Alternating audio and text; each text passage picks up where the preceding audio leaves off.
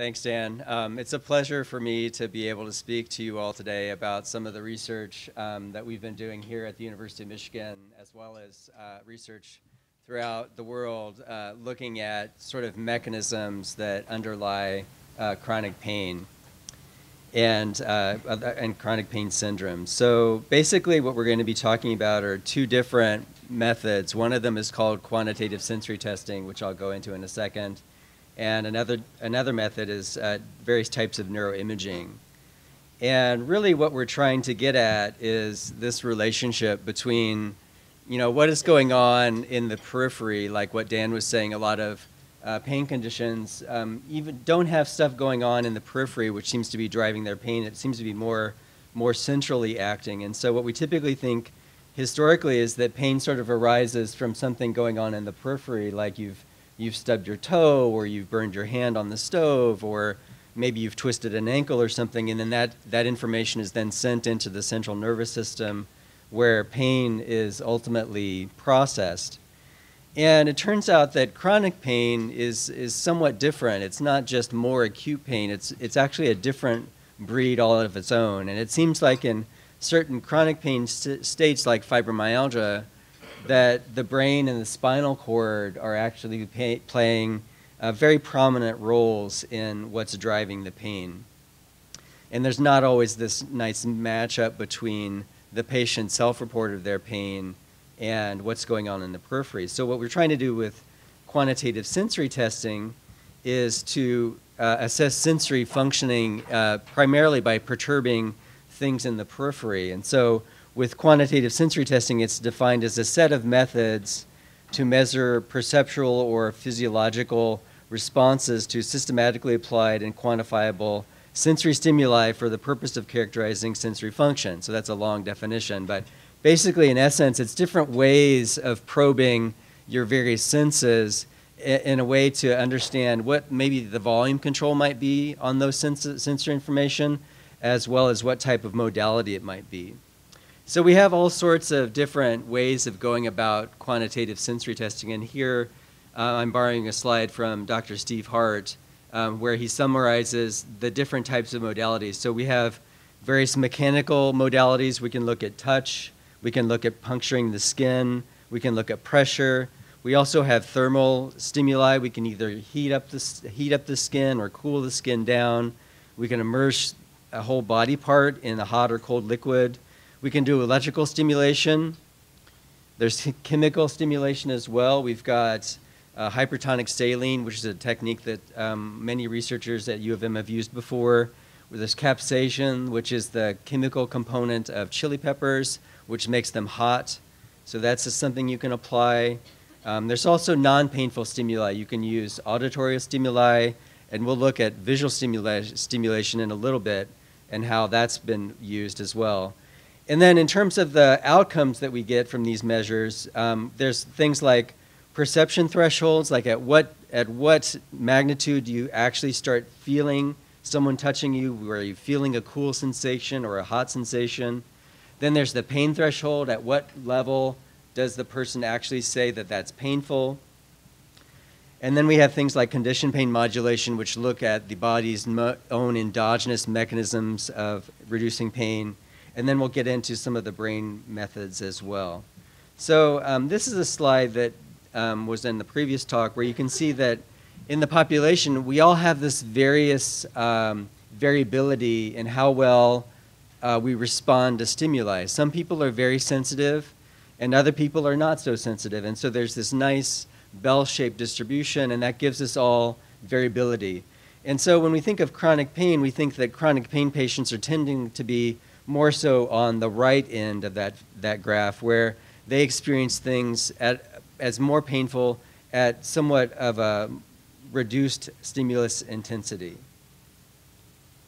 So what kind of tools do we have at our disposal for quantitative sensory testing? Well, we actually have quite a few, and researchers use a lot of different methodologies. And if you read papers, you'll find many different ways that people go about assessing sensory processing.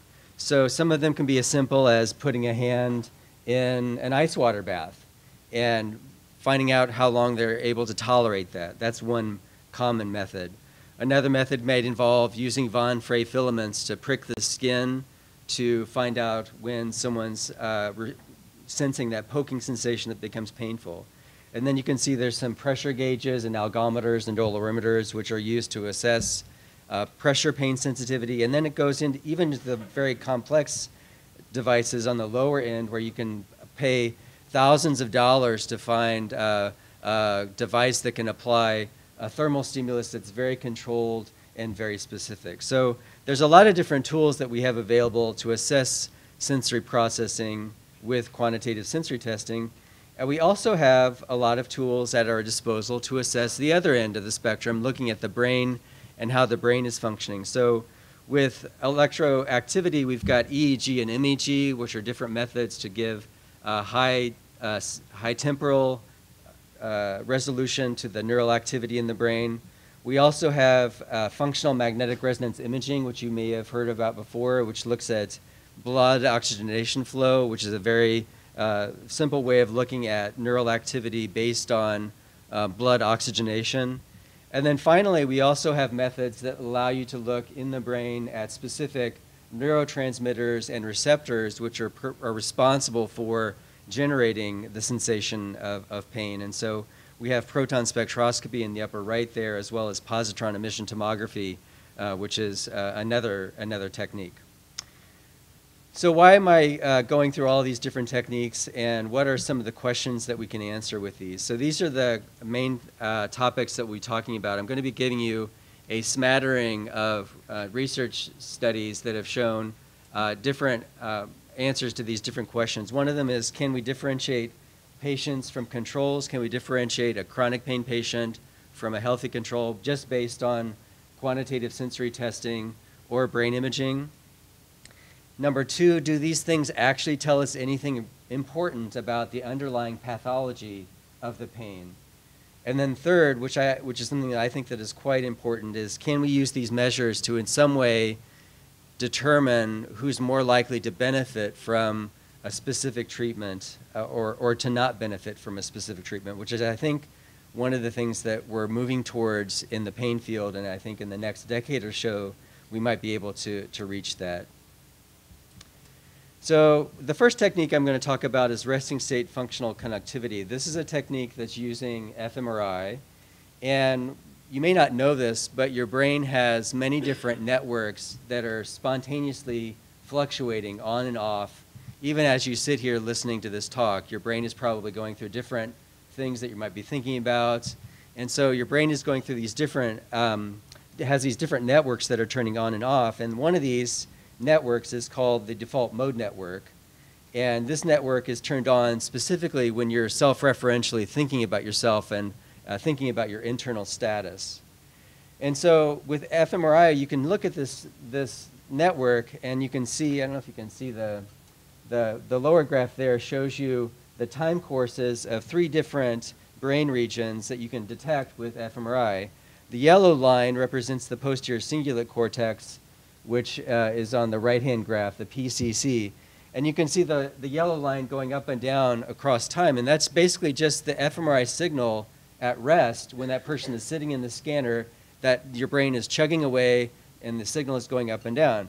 And you can see that that posterior cingulate cortex is very highly correlated. Its time course is very similar to the orange line, which is the medial prefrontal cortex, which is the far right-hand side of that brain graph. So you can see these two areas are very spatially removed from each other, but their activity is very highly correlated. And so you can find that different areas of the brain are more correlated with each other, and we think of them as a network. And the default mode network, which you can see on the left there, is showing you the regions that are highly correlated when you're self-referentially thinking about yourself. What we found out in fibromyalgia patients using fMRI was that the insula, which is a brain region that normally responds to sensory information, that insula is highly correlated to the default mode network in fibromyalgia patients. You can see the black bars there are significantly higher in the FM group than they are in the healthy control group. And moreover, when we asked the patients what their clinical pain was before they went in the scanner, we found that the individuals that had more clinical pain before they went in the scanner showed higher insula to default mode network connectivity. So basically this is giving us an information about how the brain is not functioning correctly in fibromyalgia patients, and it's almost a biomarker, and it's come to be thought of that this might be a nice biomarker to use in clinical pain studies. So this has been replicated in other conditions. We've looked at this in pelvic pain, and we found this. We've looked at this in sickle cell pain. We found it in sickle cell pain. And Neil Basu is going to talk about this later probably. He found this very same signature in rheumatoid arthritis patients as well. So this might be what Dan's talking about, is this underlying pathology that's present across multiple different pain conditions. This heightened insula to default mode network connectivity might be a marker for chronic centralized pain. The next technique I'm going to talk about, we've been moving into more network science, and this is a slide that I borrowed from Tony Larkin, who's a graduate student in our group. And what Tony's been looking at is different communities. So rather than just looking at, say, the default mode network, you can look at the whole brain as an entire network, and you can look at to see which brain areas seem to be talking with each other. And so you can see in this graph on the upper right, you can see there's a light blue community in the occipital cortex, which is probably the visual network. The green community you can see in the frontal areas. So you can do this with all different areas of the brain, and you can compare one person's network to another person's network, and if they have similar community structures, meaning the brain areas that are talking with each other seem to be consistent from one individual to another, then they would have a high normalized mutual information, whereas individuals that have more variable network structures would be having a low normalized mutual information, or low NMI. So what Tony has done is he's been looking at fibromyalgia patients and healthy controls, and what he's finding is that the fibromyalgia patients have more variable community structures. So what we're plotting on the y-axis there is the NMI, or the normalized mutual information, and you can see the blue circles are the healthy controls, and you can see the blue circles are much higher than the FM individuals that are in the middle. And if you compare an FM individual with a healthy control in the green, they're even more different. So that means that the way the whole network of the brain in fibromyalgia is set up is different than a healthy control. It's not just pain areas that seem to be disrupted. We're finding that the whole network itself is more variable and is definitely altered. And so this is some of the new information that we're getting that's really giving us excitement in the field. So these techniques have limitations, and one of the main limitations of functional MRI is that it doesn't tell you anything whatsoever about the molecules and the neurotransmitters that are driving the activity. So that's problematic if you're trying to understand what's causing the pain. You need to understand what neurotransmitters and what receptors are being involved. And this is also important for interventions. Like if you're going to prescribe a drug to somebody, you'd want to match the drug with the pathology that that person is having. So there's a technique that you can use that can get at the molecules involved in the brain, and that's called proton magnetic resonance spectroscopy.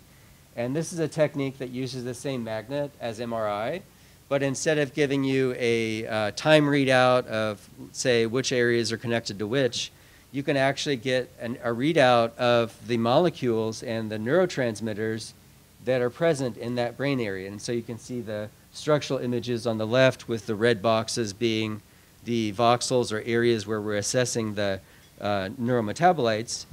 And the main neurometabolite that we're mostly interested in are the neurotransmitters, and one of them is glutamate. And you can access glutamate with the spectrum on the right. You see the peaks and valleys.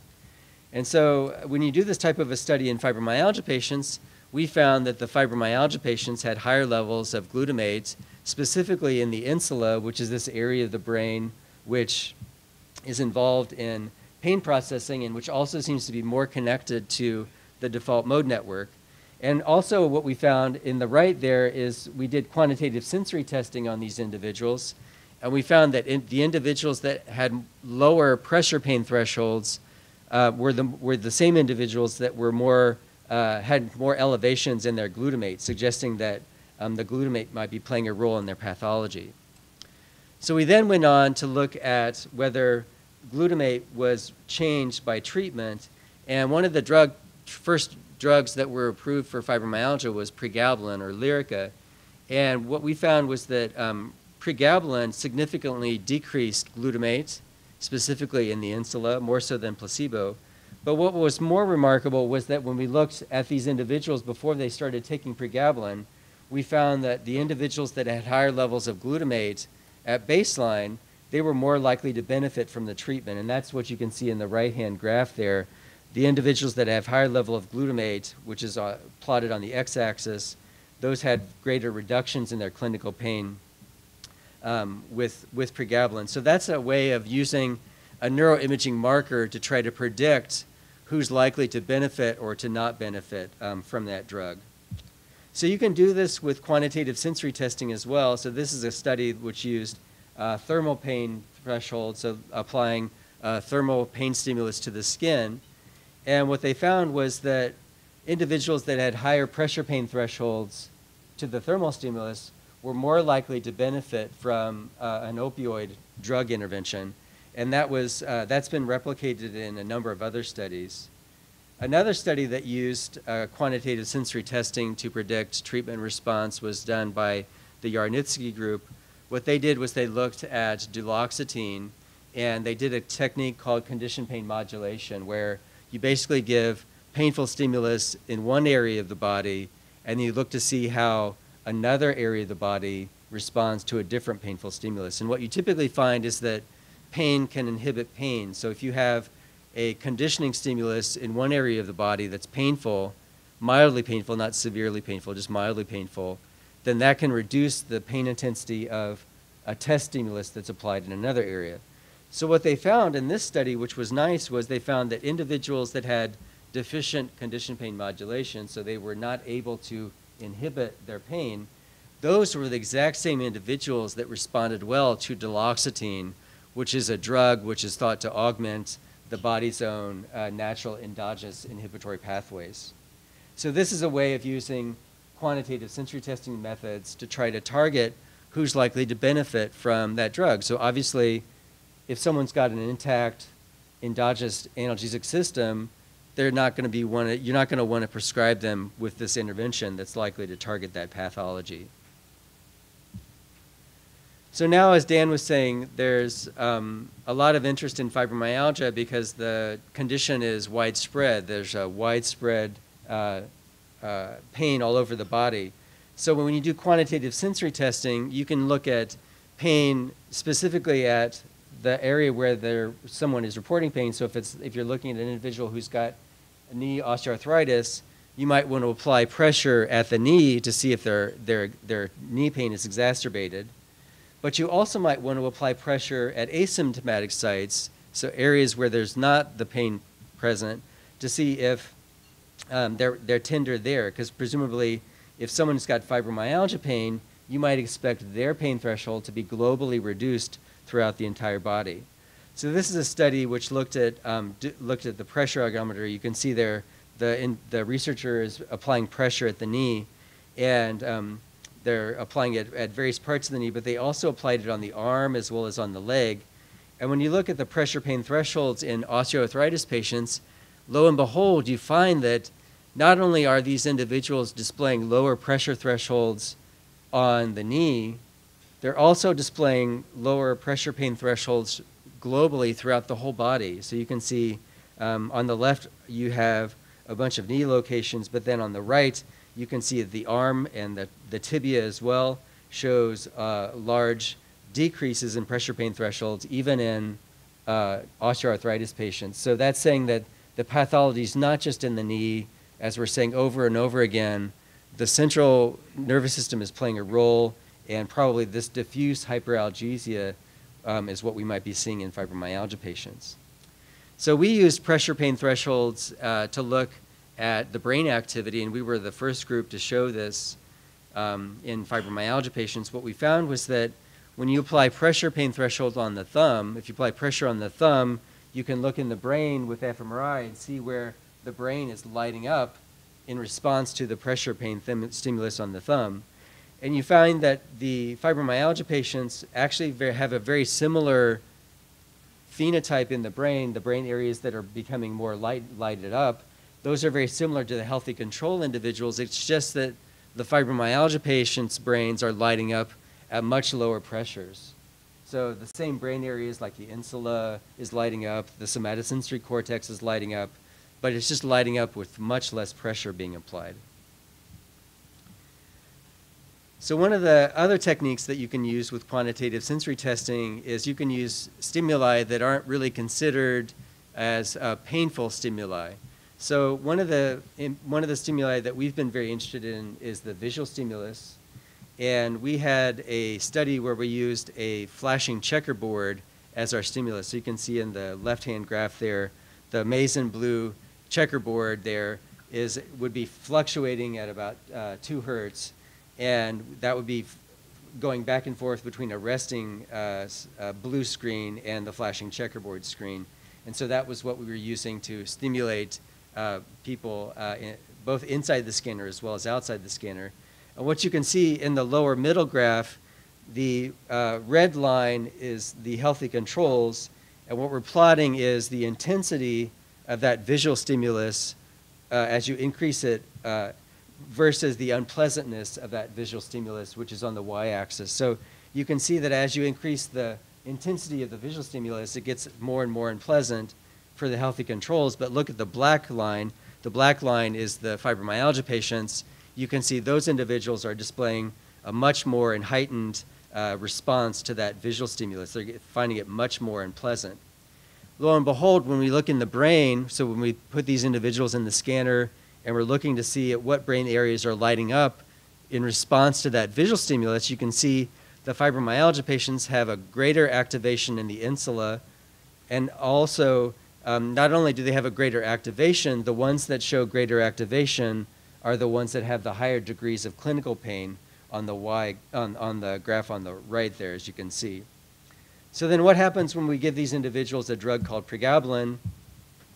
What we find is that when we give these patients Pregabalin, the activation of the insula is reduced, and when you give them placebo, there's no effect. So this is nice, again, a nice demonstration of how you can use quantitative sensory testing with the visual stimulus in conjunction with brain imaging to give you information about how a drug that we know works in fibromyalgia, how it might be acting. So it might be sort of turning down that gain, as what Dan's talking about in fibromyalgia. There might be a heightened gain in the stimulus response. So the Pregabalin might be turning down that gain. I'd like to end with another couple slides. This is a slide I'm borrowing from Dr. Chelsea Kaplan, who was a graduate student in our group. This is looking at how we study. She's now a faculty member, a postdoc in our group. Sorry about that, Chelsea. She's now doing work on pediatric pain. And so as a graduate student, she did some analysis of brain network activity. And you can think of the brain network as a network of flights where you can have hubs where you've got areas that are highly trafficked by airlines. And these hubs are connected. And so when you travel from one area of the country to another, you're likely traveling from one hub to the next because it's a heightened flow of flights. So you can actually look at the brain also as a network. And you can think of hubs as being areas of the brain that are highly trafficked. And these hubs are connected via links structurally as well as functionally in the brain. And when you look at fibromyalgia patients, what Chelsea was able to find was that the network was highly different in fibromyalgia patients with low pain versus fibromyalgia patients with high pain. It looks like the network is much different. In low pain patients, you have a lot of network activity in the occipital cortex, sort of the visual areas. But then in the high pain patients, what Chelsea found was that the fibromyalgia patients have more activity in the sensory nodes, in the sensory areas, and hubs of like the insula.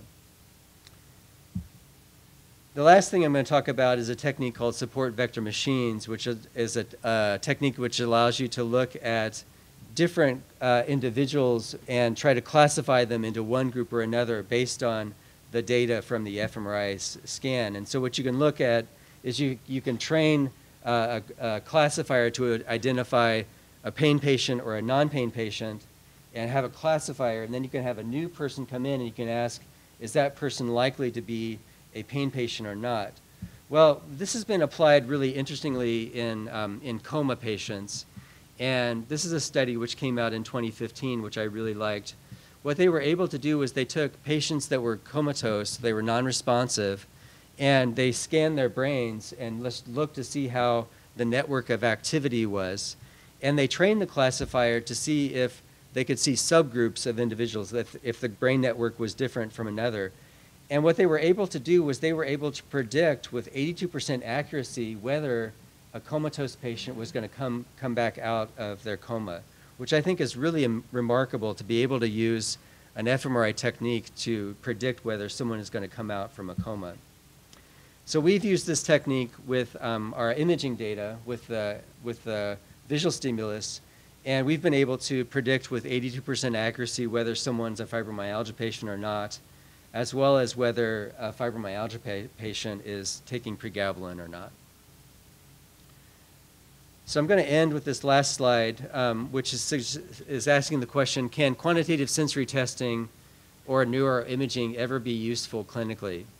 And at the current state, I'd have to say that it's not quite there yet. We're not quite able to use quantitative sensory testing or neuroimaging quite yet as a clinical tool, partially because the techniques are very complex, especially with neuroimaging. You're dealing with complex machinery and complex analysis, which can give you mixed results. There's also reimbursement issues. Who's going to pay for these tests? There's not very good standardized approaches for doing these types of techniques. And there's definitely lots of inter-subject and inter-rater reliability issues that need to be surmounted. And finally, there's also ethical and legal questions, like what is it if someone who's got chronic pain and says they're having chronic pain, and then you do a brain imaging scan on them and you say, no, I don't think you're in chronic pain. That's a very, very large ethical issue. And Karen Davis has gone at much length to talk about that. And the field is generally thinking that there's no way that quantitative sensory testing or functional neuroimaging will ever really be able to replace subjective self-report, which is always going to be our gold standard that we're always going back to. So in summary, I hope to have convinced you that quantitative sensory testing and neuroimaging might be useful for looking at mechanisms of chronic pain, specifically looking at painful and non-painful stimuli.